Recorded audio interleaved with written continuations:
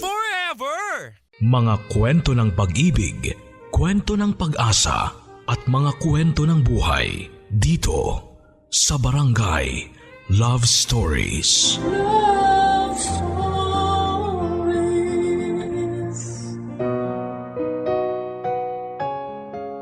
Kapag daw bawal ay masarap gawin.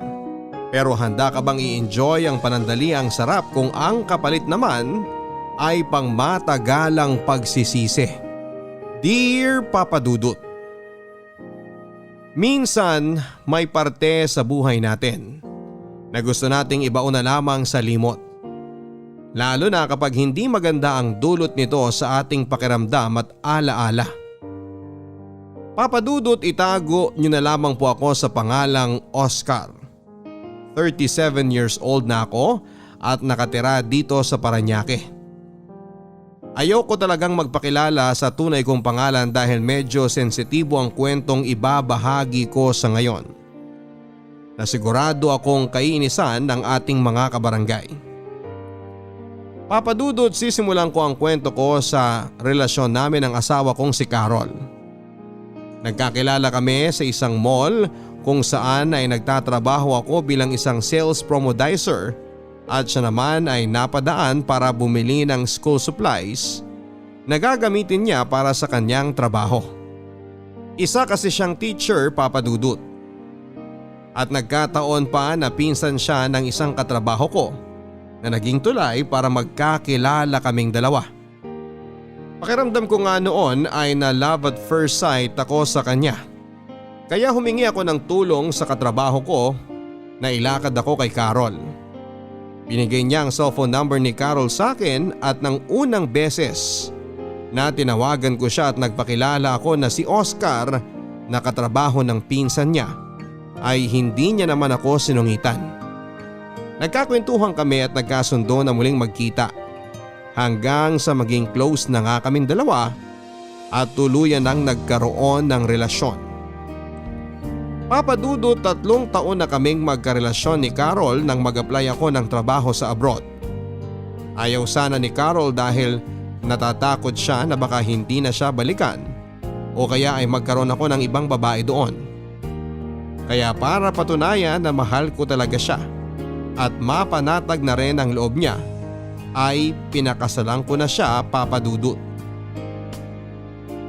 Nasa tamang edad naman kami at hindi natutol ang aming mga magulang. Kaya nagpakasal na kami at tumira muna kami sa isang apartment habang naghihintay ng alis ko. Natanggap din kasi ako kaagad sa ina-applyan ko na agency. At may kalahating taon pa kaming nagsama bilang mag-asawa ni Carol bago ako tuluyang umalis papunta ng Middle East para magtrabaho bilang isang sales merchandiser. Papa Dudut, mahirap at malungkot talaga ang magtrabaho sa abroad. Lalo na at malayo ako sa mga mahal ko sa buhay. Tapos wala pang 1 taong kaming nagsasama bilang mag-asawa ni Carol. Pero nagpakatatag ako dahil gusto ko talaga na mabigyan ng maayos na buhay ang asawa ko. Wala namang kaming naging problema ni Carol pagdating sa relasyon namin dahil consistent ang communication namin sa isa't isa. Kaya nang dumire-diretso ang renewal ng kontrata ko sa abroad ay hindi na nga namin namalayan na halos 10 taon na pala akong nagtatrabaho sa Middle East. Doon na ako nag-decide na umuwi ng Pilipinas dahil may sapat na rin naman kaming ipon ng asawa ko. Gusto ko na rin kasi na magsimula kami ni Carol na bumuo ng totoong pamilya.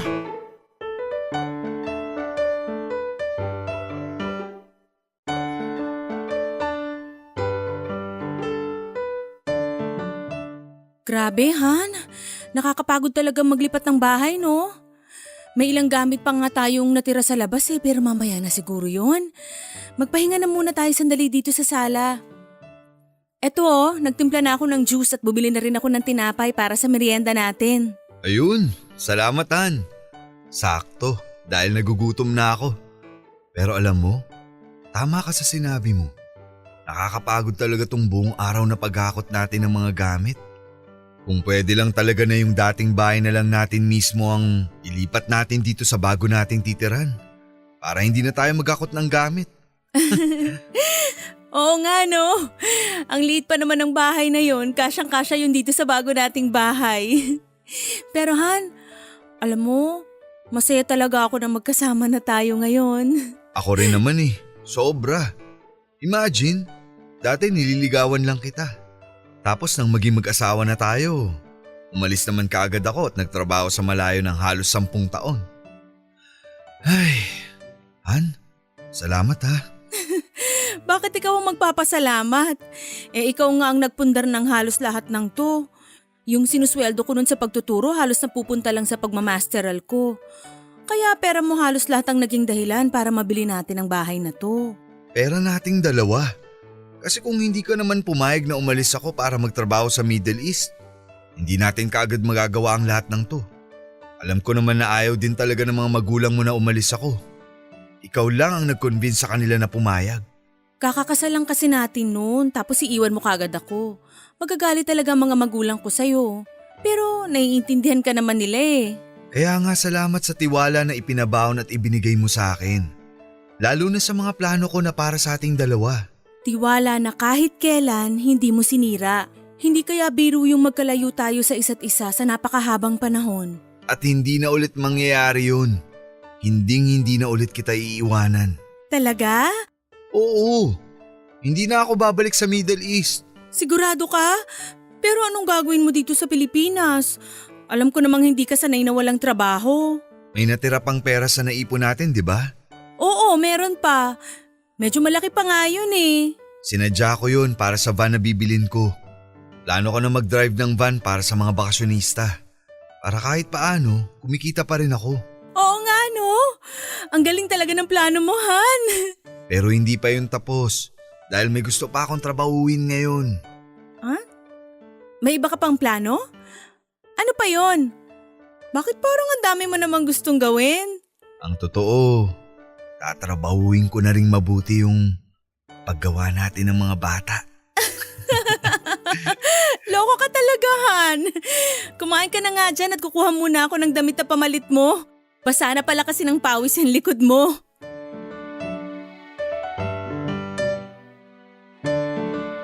Papadudot gamit nga ang naipon namin ni Carol ay nakabili kami ng isang row house na ngayon ay tinitirhan naming mag-asawa. At isang van na gagamitin ko sa trabaho. Si Carol naman ay nagpatuloy sa kanyang pagtuturo. Papadudot pakiramdam ko noon ay wala na akong mahihiling pa dahil maayos na talaga ang buhay namin ng asawa ko. Pero habang tumatagal ang pagsasama namin, ay doon ko naramdaman na parang may kulang pa. At saka ko lang na-realize na iba pa rin talaga ang bahay kapag may kasamang bata. Alam ko na mas magiging masaya kaming mag-asawa kung bibiyayaan kami ng isang anak. Pero papadudot hindi naman kami nagmamadali ni Carol. Lalo na at ngayon lamang ulit kami nagkasama bilang mag-asawa pagkatapos ng maraming taon. Isa pa ay pareho naman kaming nagpa-check up noon at ang sabi ng doktor ay walang may diferensya sa aming dalawa. Perfect timing lang daw ang kailangan at makakabuo din kami ng anak ng asawa ko.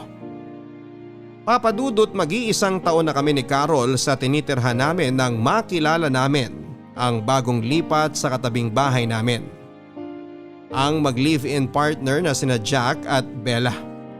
Mabait din silang dalawa at nagdala pa nga ng pagkain si Bella sa bahay para makipagkilala sa amin ni Carol. Makwento si Bella at totoong maganda, papadudot. Maputi ang kutis niya, bilugan ang kanyang mga mata. Mahaba ang buhok at balingkinita ng kanyang pangangatawan. Malaki nga ang pagkakahawig niya sa napakagandang kapuso star na si Kim Domingo. At sa ilang minuto nilang pagkukwentuhan ng asawa ko, sa tapat ng bahay habang naglilinis ako ng sasakyan, ay narinig ko na magtatatlong taon na silang magkarelasyon ni Jack at nangungupahan lang sila sa katabing bahay namin. Isa daw medical representative si Jack at siya naman ay kakaresign lamang sa trabaho bilang dental assistant. At bago nga siya umalis ng bahay namin, Papa Dudut, ay nginitian niya ako. Ngiti na hindi ko alam kung bakit pero may kakaibang dating sa akin.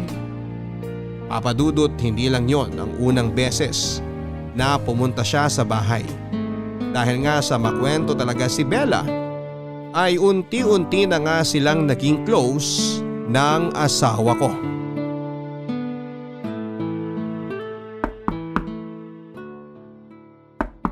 Sandali lang. Good morning! Oh, Bella, ikaw pala. Magandang umaga rin. Bakit napadaan ka? May kailangan ka ba? Nandyan ba si Carol? Wala pa eh. Nagpunta sa palengke. May usapan ba kayo na magkikita ngayon? Oo. Nabanggit niya kasi nung isang linggo na papahiramin niya ako ng mga romance pocketbook niya. Naiinip na kasi ako sa bahay eh. Ganun ba? Wala pa kasi siya eh, pero pauwi na rin yun. Kung gusto mo, bumalik ka na lang mamaya. Hindi ba ako pwedeng maghintay dyan sa loob? Pwede naman. Lika, pasok ka. Sure ka na okay lang? Baka nakakaabala ako sa ginagawa mo. Ayos lang. Kakatapos ko lang ding ayusin yung lababo namin. Pasok ka na. Dito mo na hintayin si Carol. Salamat. Grabe! Ang dami niyo palang gamit dito. Tsaka ang ganda ng sahig ng bahay niyo. Si Carol kasi ang pumili ng tiles para sa sahig. Kaya yan, ang ganda, di ba? Nakwento nga ni Carol na siya halos ang pumili ng lahat ng gamit dito. Dahil ayaw mo raw magdesisyon pagdating sa mga ganong bagay. Pati pala yun nakwento niya. Sa aming dalawa kasi, mas maganda ang taste niya pagdating sa mga design ng gamit. Kagaya nitong tiles at itong sofa dito sa sala. Kaya hinayaan ko na siya magdesisyon sa lahat ng mga kakailanganin namin dito sa bahay. Ang swerte naman talaga ni Carol sa'yo. Ang sarap mo siguro talaga maging asawa. Hindi naman. Mas swerte ako sa kanya kasi nagawa niyang maghintay ng halos 10 taon sa akin. Ang tagal ko rin kasi nagtrabaho sa abroad. Sa bagay, hindi rin kasi biro na hindi mo makasama ng halos 10 taon ng asawa mo. Alam mo na, ang hirap kaya nang walang ganun. Oo, medyo nga. Pero sanayin lang siguro kasi syempre, sa umpisa lang naman talaga mahirap ang lahat. Ibig sabihin, nasanay ka ng walang rumoromansa sa'yo? Ha? Oh my gosh, sorry. Na-awkward ka ba sa mga tanong ko? Medyo na-curious lang talaga ako sa mga kinuwento ni Carol sa akin tungkol sa LDR ninyong dalawa. Hindi, ayos lang. Gusto mo ng juice? Pagtitimpla na lang muna kita. Buka muna dito. Pauwi na yun si Carol, kaya hintayin mo na lang siya dito. Papa Dudut, sa totoo lang ay medyo nagulat at nasiwa ako sa mga naging tanong ni Bella. Napapaisip tuloy ako noon kung ano pa ba ang ibang kinuwento ni Carol sa kanya tungkol sa relasyon naming dalawa habang magkalayo kami.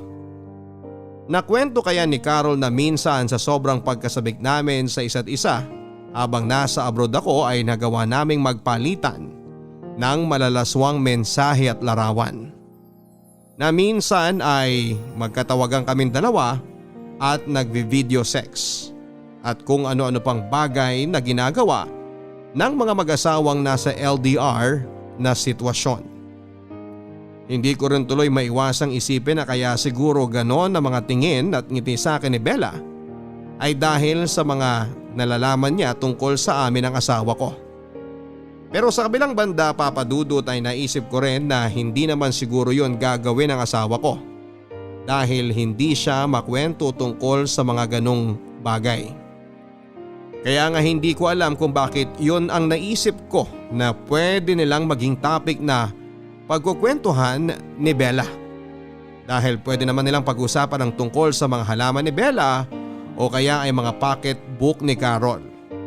At hindi ang tungkol sa mga malalaswang bagay na yon.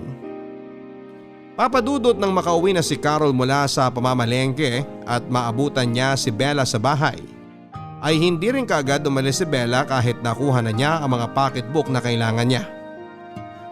Pinagstay pa kasi siya ni Carol at sinabing sumabay na sa amin sa tanghalian. Hindi ko tuloy alam kung maaasiwa ba ako o mai-excite. Ang nakakatawa papadudot ay natanong ko ang sarili ko. Kung bakit naman ako mai-excite kung makakasabay namin si Bella sa tanghalian. Oo, maganda siya at sobrang sexy ng katawan. Pero ayokong gumawa ng mga bagay na pwedeng ikasira ng relasyon namin ni Carol. Kaya pinangako ko sa sarili ko na hindi ko i-entertain kung anuman itong nagsisimula kong maramdaman sa tuwing makikita ko si Bella. Papadudod siguro ay masyado lang talagang malikot ang imagination ko. Kaya naiisip ko na parang inaakit ako ni Bella. Magkaiba naman kasi ang nang-aakit sa nakikipagkaibigan. Na-realize ko na kaya madalas pumupunta si Bella sa bahay para makipagkwentuhan kay Carol ay dahil naiinip siya sa kanila. Kumbaga ay sabik lang siya sa kausap o kakwentuhan. At dahil sadyang mabait ang misis ko ay mabilis silang nagkapalagayan ng loob at nagkasundo. Kay Carol ko nalaman na madalas palang wala sa bahay si Jack kaya wala rin kasama si Bella. Kinuwento rin ni Carol na masaya talagang kausap si Bella.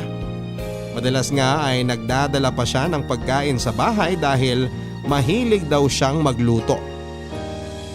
Kapag kasi na-assign sa malayong ospital si Jack, ay ilang araw din itong hindi nakakauwi. Kaya kesa raw masayang ang mga pagkain ni Bella sa ref, ay iluluto na lang daw nila yon at ipinamimigay sa kung sino ang pwede nilang pagbigyan. Papadudot pagkalipas ng ilang buwan ay mas naging close sina Carol at si Bella. Kahit paano ay natutuwa na rin ako kasi may nakakausap na rin si Carol bukod sa akin. Hindi rin kasi mahilig lumabas ng bahay ang misis ko at makipagkwentuhan sa mga kapitbahay. Mabuti na lang at may isang Bella kami na kapitbahay na dumadayo sa amin para magtanggal din ng inip niya. At least alam ko na hindi nauubos ang oras ni Carol sa stress sa trabaho. Kaya habang tumatagal, nagiging kampante na rin ang loob ko kay Bella.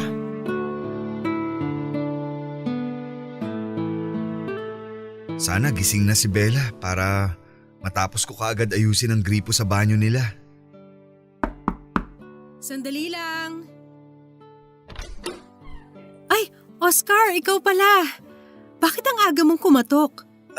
Biniling kasi sa akin ni Carol kanina. Bago siya pumasok sa trabaho na puntahan daw kita ngayong umaga.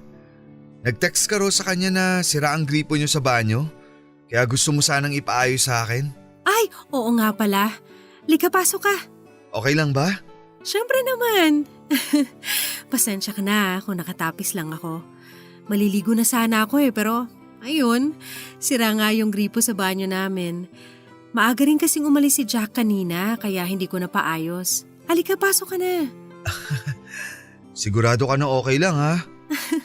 Oo nga, halika na. Nag-almusal ka na ba? Gusto mo magkape muna? Ayos lang ako. Tapos na ako magkape bago umalis ang asawa ko kanina. San pala ang banyo nyo? Yang pintong yan. Silipin ko na yung gripo ha. Okay, sige.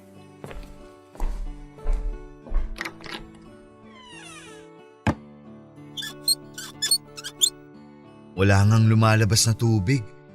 Pero mukha namang walang naputol. Baka may bumara lang.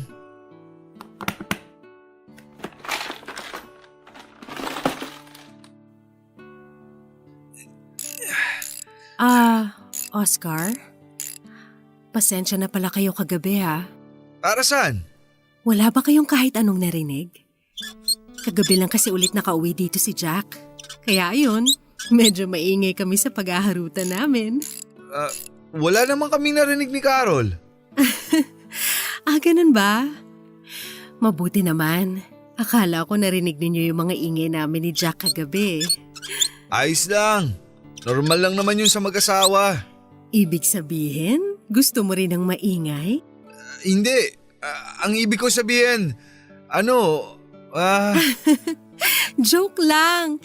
Si Jack kasi madalas wala talagang pakialam sa mga kapitbahay namin. Ayos lang sa kanya kahit naririnig o nakikita ng ibang tao ang mga ginagawa namin. Ang weird, no?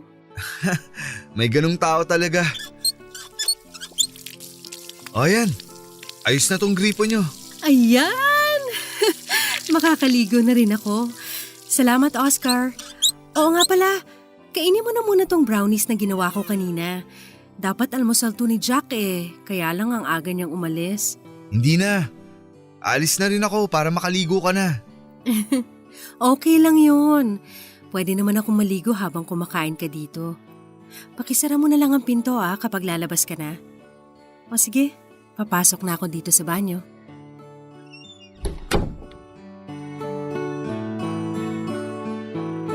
Papadudot sa tuwing uuwi nga si Jack ay medyo maingay ang paghaharutan nilang dalawa ni Bella. Mabuti na lang at wala pang nakatira sa katabing bahay nila dahil siguradong maririnig din ng mga yon ang ingay nila. Yung mga ingay na nagsisimula sa tawanan, kilitian hanggang sa nauuwi na sa mga ungol. Hindi na nga namin napigilan ni Carol ang mapagkwentuhan ng tungkol sa bagay na yon. Pero syempre dahil mag-asawa kami, iniisip namin na normal na rin yon. Lalo na at madalas na wala si Jack sa bahay nila. Ganon din naman kasi kami ni Mrs. noong bagong uwi pa lang ako mula sa abroad. Ganon kami kasabik sa isa't isa kaya naiintindihan namin sila. Papadudot sa mahigit na 10 taon naming magkarelasyon ni Carol kasama na ang mga taon na hindi pa kami kasal ay never na akong na-attract sa ibang babae. Kahit pa nga noong nagtatrabaho ako sa abroad. Nagawa kong iwasan ang lahat ng tukso na lumalapit sa akin. Never akong gumawa ng kasalanan sa asawa ko. Ngayon lang. Ngayon lang talaga ako nagsisimulang ma-attract sa ibang babae, Papadudot. Hindi ko alam pero ang lakas talaga ng dating sa akin ni Bella. Minsan nga kapag naririnig ko ang paghaharutan nila ni Jack, hindi ko mapigilan ang sarili ko na ma-imagine kung anong itsura ni Bella habang ginagawa nila ang bagay na yon. Anong itsura niya kapag ako naman ang kasama niya. Papadudot, alam kong nagsisimula na akong magkaroon ng kasalanan pero sa loob-loob ko, pagpapantasya lang naman yon. At wala akong balak na totohanin dahil mahal ko ang asawa ko. Mahal na mahal. Papadudot, akala ko ay madali lang layuan ng tukso. Lalo na kung mahal mo talaga ang asawa mo. Pero napatunayan ko na hindi pala talaga. Nagkaroon kasi ng seminar si Carol sa Batangas at 3 araw din siyang mawawala sa bahay. Sa unang gabi na wala siya, ay narinig ko na nagkaroon ng pagtatalo sa bahay ni Bella. May sigawan at basagan ng gamit hanggang sa nauwi sa padabog na paglabas ni Jack sa bahay nila. Kausap ko noon si Carol sa cellphone at sinabi ko sa kanyang nangyari sa kabilang bahay. Wala sana akong balak na puntahan si Bella pero si Carol ang nag-convince sa akin na i-check ko raw kung maayos lang daw si Bella sa kanila. Kaya nang hindi pa rin bumalik si Jack ay nag-decide na nga akong katukin ang bahay ni Bella. Naabutan ko siyang umiiyak habang umiinom ng alak. Pumasok na ako sa loob ng bahay nila at doon ko nalaman na nagtalo nga sina Jack at Bella. At sinabi daw nito na mag-cool off muna silang dalawa. Alam mo, hindi naman dating ganyan si Jack Hindi madalas na mainitin ang ulo niya nung bago pa lang kami na magkarelasyon. Baka kasi nadadala niya lang dito sa bahay niyo ang init ng ulo niya mula sa trabaho. Baka stress lang siya. Mabuti sana kung ganun Kaya lang hindi. Nandito na nga lang ako sa bahay. Kung sino-sino pang pinagseselosa niya, pati yung nagde-deliver dito ng tubig pinag-iisipan niya ng masama. Baka kasi natatakot lang talaga si Jack na mawala ka sa kanya. O kaya maagaw ka ng iba. Kaya nga ako pumayag na magsama na kami sa iisang bahay para matigil na yung pag-iisip niya ng kung ano-ano. Binitawan ko na nga ang trabaho ko para sa kanya tapos ayaw pa rin niyang huminto sa pagsiselos niya. May lalaki talagang seloso. Lalo na kung napakaganda ng girlfriend nila. Talaga? Nagagandahan ka sa akin? Oo. Oo naman. Sino ba naman ang hindi magagandahan sa'yo? Ikaw yata ang lasing na sa ating dalawa eh. Hindi no. Nakakadalawang bote pa nga lang ako eh. Bakit nauutal ka habang kausap mo ko? Tapos namumula pa yung pisngi mo at hindi ka rin makatingin ng diretso sa akin. Ano? Hindi naman ako nauutal ah. Oh, ayan ka na naman. Nauutal ka na naman, Oscar. Alam mo, swerte talaga ni Carol sa'yo. Kaya nga, inggit na inggit ako sa kanya eh. Kasi meron siyang asawa na gwapo na, sobrang sipag pang magtrabaho. Ano? Kung ano-ano namang napapansin mo? Masipag din namang magtrabaho si Jack. Kaya nga palagi siyang wala dito sa bahay niyo. Pero hindi naman siya kasing gwapo mo. At wala siyang kasing lakas ng sex appeal mo. Oscar, pwede bang humingi ng favor? Ano yun? Pwede bang hiramin kita kahit isang gabi lang mula sa asawa mo? Alam mo Bella, lasing ka na. Kung ano-ano na yung sinasabi mo. Mabuti pa siguro umuwi na lang. Bella, bakit mo ako inalikan? Oscar, isang gabi lang oh. Pagbigyan mo na ako. Sa totoo lang, matagal na kasi kitang gusto. Huwag kang mag-alala. Sigurado kung hindi uuwi si Jack, kaya solong-solo natin ang bahay na to. Bella, wag! Alam mo namang may asawa na ako, di ba? Wala naman siya dyan sa bahay niyo eh. Tigilan mo na nga ang paghalik sa akin. Teka, huwag mo ko hawakan dyan. Ano ka ba? Oscar, ngayong gabi lang, promise. Pero Bella, Hinding-hindi malalaman ng asawa mo o kahit na sino mangyayari sa ating dalawa. At sisiguruduhin ko rin na hinding-hindi mo makakalimutan ang gabi na to.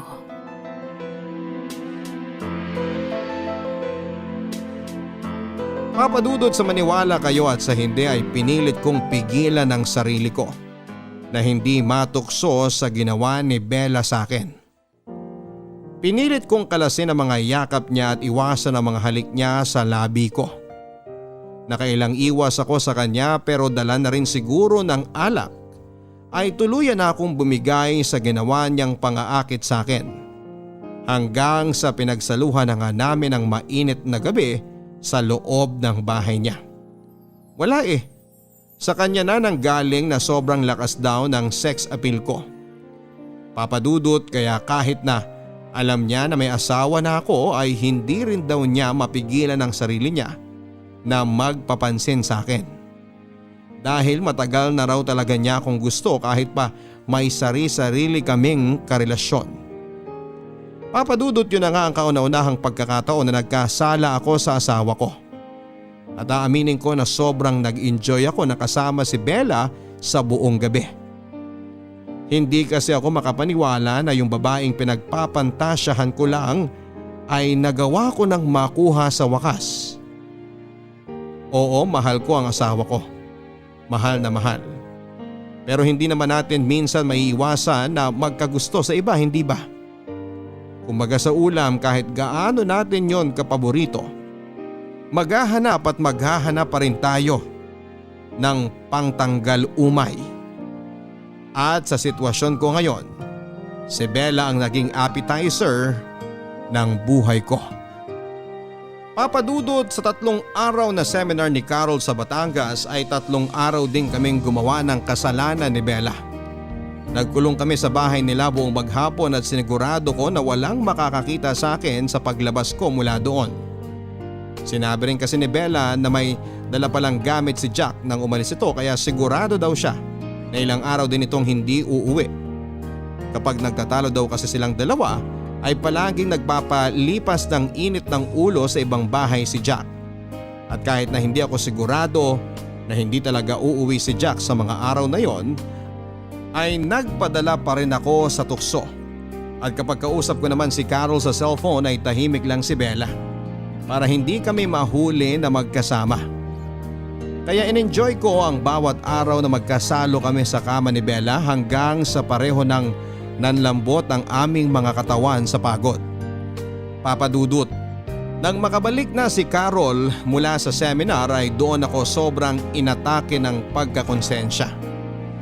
Ilang beses kong tinanong ang sarili ko kung paano at bakit ko ba nagawa ang bagay na yon. Si Bella naman ay hindi rin muna pumunta sa bahay kagaya ng naging usapan namin kapag umuwi na si Carol. Papadudod sa sobrang guilty ko ay dinaang ko na lang ang lahat sa pag-aasikaso kay Carol. Mula sa paghahanda ng mga gamit niya pampasok sa trabaho, mga pagkain na kakainin niya hanggang sa babaunin niya at kung ano-ano pa. Naging sobrang malambing din ako sa kanya at minsan nga ay natatawa na lang siya. At kung minsan nga ay medyo nawiwirduhan sa ginagawa ko. Pero ang palagi ko lang sagot ay sobra ko lang siyang namimiss kaya ko ginagawa ang mga bagay na yon. Kahit ang totoo ay sobra lang talaga akong nagigilty dahil sa naging kasalanan ko sa kanya. Kaya nangako ako sa sarili ko na hindi ko na ulit uulitin pa ang ginawa namin ni Bella.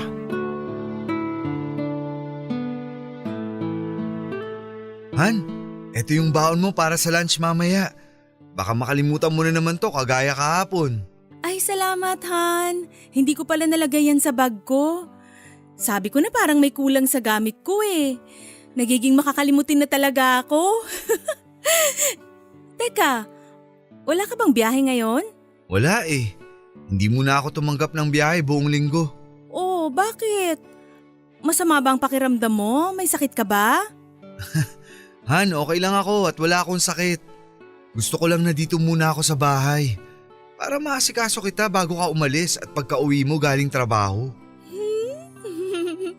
Ang sweet naman ng asawa ko. Ikaw ha, baka may ginagawa kang hindi ko alam kung ano. Wala. Ano naman ang gagawin ko na hindi mo dapat malaman? Hindi ko alam. Siguro kagaya ng ginawa mo dati nung sinurprise mo ako sa wedding anniversary natin, na bigla ka na lang umuwi ng Pilipinas nang hindi mo sinasabi sa akin. At kinuntsaba mo pa talaga parents ko para sa surprise na yon.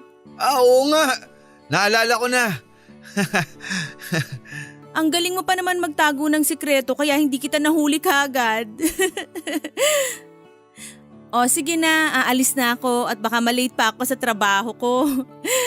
Bye, Han! Sige Han, ingat ka. I love you. I love you too. Bye! Liligpitin ko muna siguro tong pinagkainan namin. Tapos isusunod ko ng laban ng mga damit. Oh, may nakalimutan pa bang gamit si Carol? Parang wala namang naiwan dito sa lamesa. Nakala ko wala ka ng… Bella? Anong ginagawa mo dito? Umalis ka muna. Baka makita ka ng asawa ko. Ano ka ba? Umalis na yung asawa mo, di ba? Kaya nga nandito na ako eh. Teka, huwag ka munang pumasok. Baka kasi bumalik siya at makita ka niya dito sa loob ng bahay. Nakaalis na nga siya. Nakasalubong ko pa nga siya kanina eh. Nagkabatian pa kami bago siya sumakay ng tricycle. Kaya alam ko na solong-solo na kita ngayon. Namiss kita. Bella, huwag kasi muna ngayon.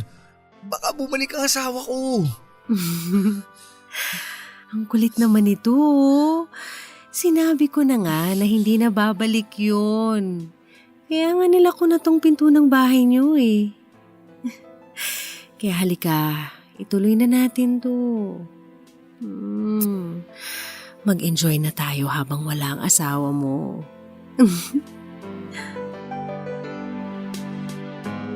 Papadudot akala ko kapag kasama ko na si Carol ay madali ko nang maiiwasan ng tukso pero hindi pala. Dahil nang umagang yon ay bumigay na naman ako. Nagpadala na naman ako sa tukso at naging marupok ako, Papadudot. Muli na naman naming pinagsaluhan ni Bella ang masarap na nakaw na sandali sa loob pa mismo ng bahay namin ni Carol. Buong maghapon kaming gumawa ng kasalanan. At bago siya lumabas ay sinigurado ko na walang ibang tao na pwedeng makakita sa kanya. Papadudot, oo, inaamin ko na nag-enjoy talaga ako sa ginawa naming yon ni Bella. Pero takot na takot ako na malaman ito lahat ni Carol. Ayoko magtalo kami at mawala sa akin ang asawa ko. Hindi ko alam kung kakayanin ko kapag nangyari yon. Pero nasundan pa nang nasundan ang mga nangyari sa amin ni Bella kapag wala ang asawa ko sa bahay. Minsan nga kahit nasa bahay pa si Carol ay magkukunwaring magdadala lang ng pagkain si Bella. Pero pasimple na siyang humahalik sa akin kapag hindi nakatingin si Carol. Papadudot na hinto ang ginagawa naming mga nakaw na sandali ni Bella nang umuwi na si Jack sa kanila. Hindi na rin kumatukpang muli si Bella sa bahay namin at nalaman ko kay Carol na nagkaayos na ang dalawa. Lumipas ang mga linggo na naging buwan pero hindi na nga ako muli pang tinukso o inakit ni Bella. Paminsan-minsan ay nagpupunta pa rin siya sa bahay pero hindi na ako ang dahilan. Si Carol na. Ibinabalik niya lang ang mga pocketbook na hiniram niya o kaya naman ay manghihiram ulit siya ng bago. Nagpapansinan pa rin kaming dalawa, Papadudot, pero hanggang tanguan at ngitian na lang. Mas okay na yon kesa mamroblema pa ako.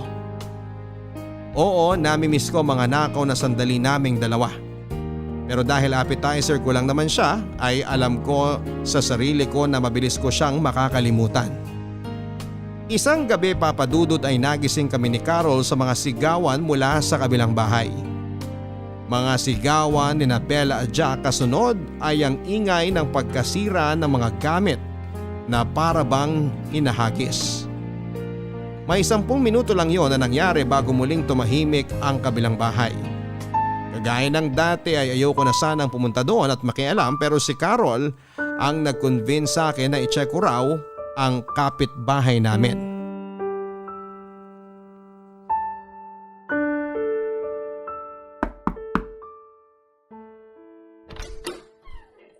Ikaw pala, Oscar. Anong ginagawa mo dito? Narinig kasi namin ni Carol na nagsisigawan kayo ni Jack kanina. Nakarinig din kami ng mga nasira at nabasag na gamit. Gusto niya kasi check ko kung okay lang ba kayo. Nag-aalala kasi siya sa'yo. Nandiyan ba si Jack sa loob? Wala. Wala na naman siya. Umalis ulit siya ng bahay at hindi ko alam kung kailan na naman siya babalik. Nag-iwan na kasi siya ng panggastos ko dito eh. Kaya sigurado ko na ilang araw na naman siyang mawawala. Pero bakit kayo nagsisigawan kanina? Ayoko na sanang pumunta dito kasi alam ko na away niyong mag-partner yan. Pero kinulit kasi ako ni Carol na tingnan ko kung ayos ka lang ba. Ang bait talaga ng asawa mo, Oscar. Pero gusto mo talaga malaman ang dahilan? Kung ayaw mong sabihin, okay lang. Kasi ayoko rin naman na… Buntis ako. Ha? Anong sabi mo? Alam ko na malinaw mong narinig ang sinabi ko, Oscar. Kaya hindi ko na kailangang ulitin pa. Pero hindi naman ako yung di ba? Ano bang ibig mong sabihin na ano? Linawin mo nga. Yung alam mo na. Hindi ko malalaman kung hindi mo didiretsuhin. Hindi naman ako ang tatay ng dinadala mo, di ba? Sa totoo lang hindi ko alam eh. Hindi ko pa alam sa ngayon. Yun ba ang pinag-awayan niyo ni Jack kanina? Alam niya na ba yung tungkol sa nangyari sa atin? Hindi. Wala akong sinabi na kahit na ano sa kanya tungkol sa atin. Ayoko kasi na mas lalong guluhin ang sitwasyon. Pero nang sabihin ko pa lang sa kanya na buntis ako, naggalit kaagad siya. Sumigaw at halos magwala. Ito nga oh. Marami kaming gamit na nasira. Gusto niya kasi na ipalaglag ko ang bata pero hindi ako pumayag. Ano? Bakit niya naman gustong gawin yun? Hindi niya ba naisip na napakalaking kasalanan ang gusto niyang mangyari? Ewan ko. Kesyo wala pa raw sa plano niyang bumuo ng pamilya. Pero binahay niya na ako. At kung hindi ko raw ipapalaglag ang bata, hihiwalayan niya na raw ako ng tuluyan. Anong plano mo ngayon? Ayoko ipalaglag tong bata. Kahit anong mangyari, hindi ko papatayin ang anak ko. Hindi, Oscar.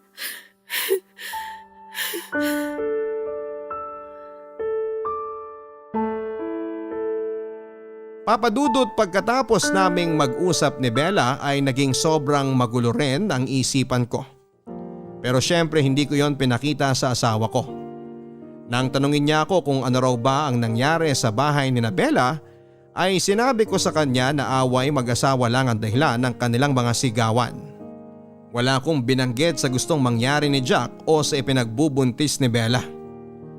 Papa Dudut, may bahagi ng sarili ko na kinakabahan. Kahit na hindi sinabi ng diretsyo ni Bella, ay alam ko na malaki ang posibilidad na ako ang tatay ng batang ipinagbubuntis niya. Mahigit 3 buwan na rin kasi ang nakakalipas mula ng huling beses na may mangyari sa aming dalawa. At yon ang mas ikinababahala ko. Ngayon pa lang, Papa Dudut, ay hindi ko na alam kung ano ba ang dapat kong gawin kung sakaling magkatotoo ang hinala ko. Paano nga kung nabuntis ko si Bella? Dapat ko bang ipaalam sa asawa ko? Pero anong magiging plano ni Bella kapag napatunayan niya na ako ang tatay ng baby niya? Ipapaako niya kaya sa akin ang bata? Handa naman ako sa responsibilidad, Papa Dudut, pero hindi ako handa na iwanan ng asawa ko kapag nagkataon. Ayokong mawala sa akin si Carol. Kaya Papa Dudut, hindi ko pa man nakukumpirma ang katotohanan. Natatakot na ako kaagad na kamuhian ako ng asawa ko. Papa Dudut, ilang araw pa ang lumipas pero hindi ko napansin na umuwi si Jack sa bahay nila. Si Bella naman ay hindi na rin pumupunta sa bahay namin kahit para makipagkwentuhan lang kay Carol. Hindi ko tuloy maiwasan ang mag-alala sa kanya dahil palaging sarado ang bahay nila. Ayoko naman na ako ang kumatok doon para kumustahin siya dahil pilit ko na ngang inilalayo ang sarili ko mula sa kanya. Gusto ko na kasing kalimutan talaga kung ano man ang namagitan sa aming dalawa. Ang sabi naman ni Carol, Papa Dudut, ay nagkaka-text naman daw sila ni Bella at ayos lang daw ito. Pinag-iisipan na rin daw nito na umuwi ng probinsya. Ako naman ang napaisip, Papa Dudut, kung sakali na anak ko nga ang dinadala ni Bella tapos ay uuwi siya ng probinsya nila. May chance pa kaya na makita at makilala ko ang anak ko. Papa Dudut, ayoko sanang isipin ang possibility na anak ko talaga ang dinadala ni Bella. Pero hindi ko mapigilan ang sarili ko. Yun din kasi ang matagal na naming gusto ni Carol, ang magkaroon ng sariling anak. Pero hindi ko naman na-imagine na darating ako sa point na sa ibang babae pa pala ako magkakaanak.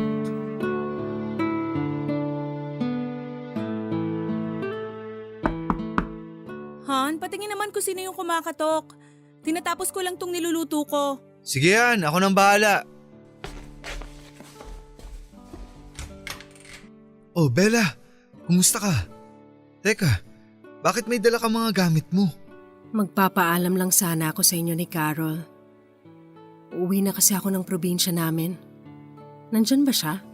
Oh, Bella, ikaw pala yan. Ngayon na ba ang alis mo? Kala ko sa susunod na linggo pa. Oo eh. Baka kasi maubos ko pa yung huling pera na iniwan sa akin ni Jack. Hindi na kasi ako binalikan ng gago na yun eh. Kaya sinoli ko na rin yung susi sa may-ari ng bahay namin. Nag-iwan na rin ako ng pera sa kanila para ipahakot ang mga gamit na natitira doon. Hay nako, sira talaga ulo nung lalaking yun. Sandali lang ha, kukunin ko lang yung mga pocketbook na sinabi kong ibibigay ko sa'yo. Sige, maghihintay ako dito. Salamat. Bella, anong plano mo ngayon? Ayun na nga. Uuwi muna ako sa probinsya namin. Nalaman na rin kasi ng nanay ko na buntis ako eh. At sila ang nag-convince sa akin na umuwi na lang muna dahil alam nga nila na hindi ako gustong panagutan ni Jack. Pero sigurado ka ba na si Jack talaga ang tatay ng dinadala mo? Importante pa ba yun? Oo, dahil kung sakali man ako ang tatay, handa ako na makakuha ng responsibilidad eh. Oscar, mabait si Carol. At ayoko na maging dahilan para pati kayo magkagulo. Ayoko masira ang relasyon ninyong dalawa. Ang ibig mong sabihin, ako nga ang tatay ng dinadala mo? Oo. Dahil nalaman ko na magtatatlong buwan na pala akong buntis. At alam nating dalawa na ikaw ang huling lalaking nakasama ko bago ang 3 buwan na yon. Gusto mo bang pag-usapan muna natin to bago ka umalis? Hindi na. Okay na ako. Kagaya ng sabi ko, Oscar, Mabait ang asawa mo at ayokong guluhin ang relasyon ninyong dalawa. Huwag kang mag-alala. Ito na yung huling beses na magkikita tayo. Kagaya ng pangako ko sa'yo noon, walang sino mang makakaalam na mga naging nakaw na sandali nating dalawa.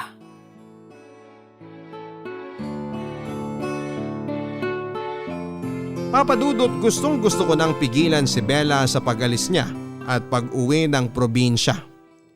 Gusto ko rin sanang kunin ang address niya pero pinigilan ko na lang ang sarili ko. Lalo na nang bumalik na si Carol para iabot kay Bella ang mga pabaon nitong pocketbook.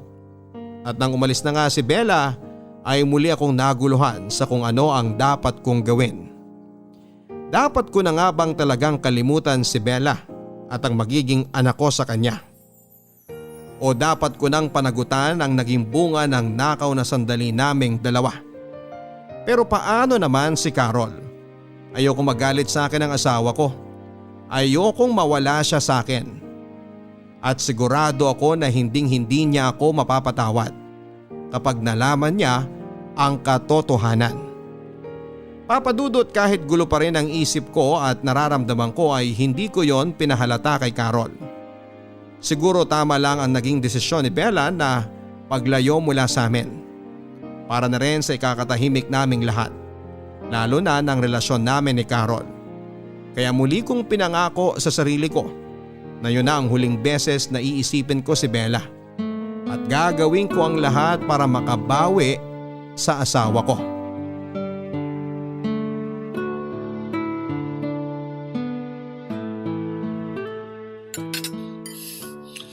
Han, ang sarap talaga nitong tinola mo ah. Siyempre, kasi paborito mo yan, di ba?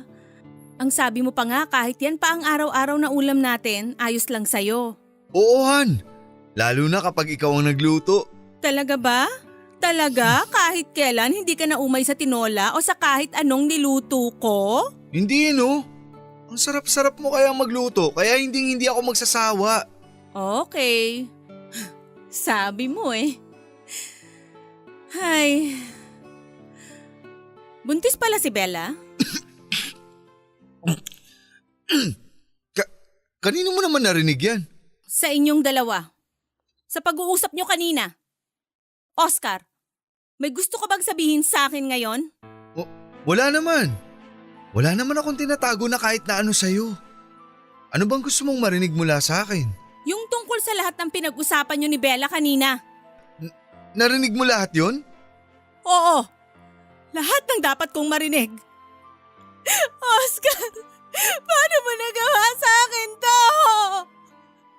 Paano niyo nagawa sa akin tong dalawa? Han, magpapaliwanag muna ako. Huwag mo akong hawakan! Carol, makinig ka kasi muna sa akin. Ang bababoy niyo! Ang bababoy niyong dalawa!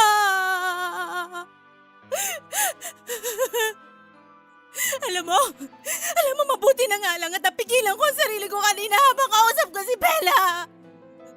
Mabuti na lang naawa ako sa kanya at sa batang dinadala niya kaya hindi ko siya kinaladkad. Ang higpit pa nga ng yakap ko sa kanya eh. Ang tamis pa ng ngiti ko sa kanya. Kahit na ang totoo, gustong-gusto ko na kayong saksakin pareho! Carol, sorry talaga. Hindi ko naman ginusto to. Hindi ko sinasadya na magkasala sa'yo. Natukso lang ako. Gago ka pala talaga eh! Natukso ka pa sa ibang babae kahit magkasama tayo sa isang bahay! Paano ka ba niya tinukso? Nagumot ba siya dyan sa labas ng bahay natin? Ginagawa ba niya sa'yo yung mga bagay na ayaw kong gawin dahil hindi ko kaya? Saan ba ako nagkulang? Sabihin mo!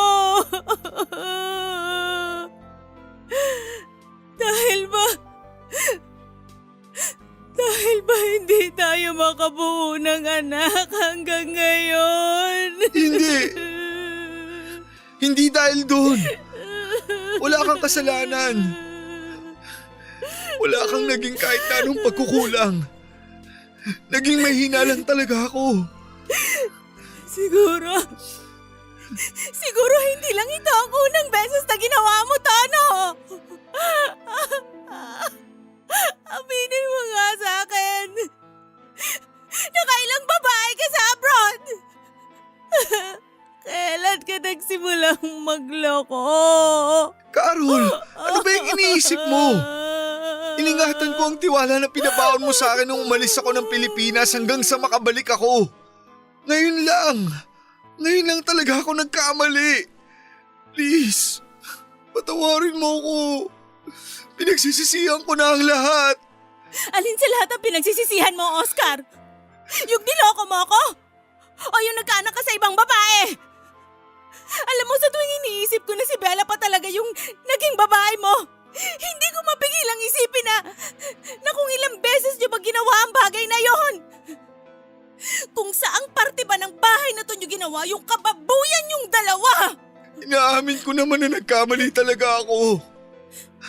At gagawin ko ang lahat para mapatawad mo lang ako. Carol, please. Ayusin natin to. Bigyan mo pa ako kahit isang pagkakataon na lang. Para saan pa? Para lokohin mo ako uli? Carol. Para magkaanak ka uli sa ibang babae? Hindi!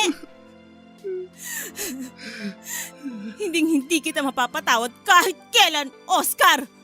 Kaya tapusin na natin lahat ngayong gabi at aalis na rin ako sa bahay na to. Dahil hindi ko na kaya magstay pa na matagal sa lugar na to na sobrang binaboy niyong dalawa ni Bella! Papa Dudut, hindi ko alam kung paanong paliwanag at pagmamakaawa pa ang gagawin ko kay Carol para lamang patawarin niya ako. Narinig niya pala ang naging pag-uusap namin ni Bella tungkol sa pagkumpirma nito na ako nga ang tatay ng dinadala nitong baby. Ni hindi ko man lang nahalata ang biglang pagbabago ng mood ni Carol nang umalis na si Bella at ang buong akala ko ay nalulungkot lamang siya. Yun pala ay may kinikimkim na siyang sakit dahil sa nalaman niya. Papa Dudut, sobra ako nagsisisi dahil sa kasalanang nagawa ko sa asawa ko. Hindi ko lubos maisip kung bakit ba ako nagpadala sa tukso. Bakit hinayaan ko na maging marupok ang sarili ko? Kahit alam ko na mahal ako ng asawa ko, sa umpisa pa lang ay dapat ay hindi ko na in-entertain pa ang kung anumang pagnanasang nararamdaman ko kay Bella noon. Dapat mas inayos ko na lang ang sarili ko at ang relasyon namin ni Carol. Para hindi na lumalim pa ang kung anumang nararamdaman ko para kay Bella. At kung hindi rin ako kaagad natalo ng tukso, siguro ay nagawa ko pa sanang layuan si Bella at iwasan ang nakaw na sandaling inoffer niya sa akin. Papa Dudut, wala na po ako naging balita pa tungkol kay Bella dahil kagaya ng sinabi niya bago siya umalis ay puputulin niya ang lahat ng pwedeng maging communication namin. Patatahimikin niya ang buhay ko. Akala ko talaga noon ay matatahimik na kami pare-pareho sa pag-alis niya. Pero hindi pa rin pala dahil nawala na ang asawa ko sa akin. Nawala pa ang chance na makilala ko ang magiging anak ko. Papa Dudut, halos mag-iisang taon na kaming hindi magkasama ni Carol sa bahay pero hanggang ngayon ay patuloy pa rin ako sa panunuyo sa asawa ko. Pinangako ko kasi sa sarili ko na hindi ako titigil hanggat hindi niya ako napapatawad. Ako naman kasi talaga ang punot dulo ng pagkasira ng relasyon naming dalawa. Kaya bakit ako susuko? Aminado ako na nagkamali talaga ako. Naging marupok at naging makasalanan. Pero pinagsisisihan ko na talaga ang lahat ng yon, Papa Dudut, at gagawin ko rin ang lahat para muli akong mapatawad ni Carol at magkaayos kaming mag-asawa. Papa Dudut, dito ko na rin po tinatapos ang sulat ko na ito. At sana kahit na anong lapit ng tukso, kung mahal natin ang asawa at pamilya natin, gawin natin ang lahat para maging matatag ang relasyon natin sa kanila. At wag na nating sisirain ang tiwalang ibinigay nila kung ayaw nating kamuhian nila tayo at mawala sila sa buhay natin. Ang inyong kabarangay at kapuso, Oscar. Mga kwento ng pag-ibig, kwento ng pag-asa at mga kwento ng buhay dito sa Barangay Love Stories. Love Stories.